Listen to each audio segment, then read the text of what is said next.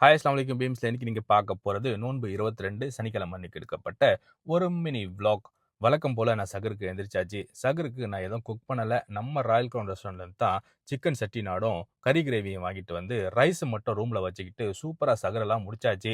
அப்புறம் என்ன அப்படியே தூங்கியாச்சு. ஸோ இன்னைக்கு லீவு நாள் அப்படின்றதுனால நல்லா தூங்கி எந்திரிச்சு ரூம் கிளீனிங் வேலையெல்லாம் இருந்துச்சு. அந்த வேலையெல்லாம் முடிச்சிட்டு சிட்டி வரையும் போற வேலை இருந்துச்சு நண்பர்களோட.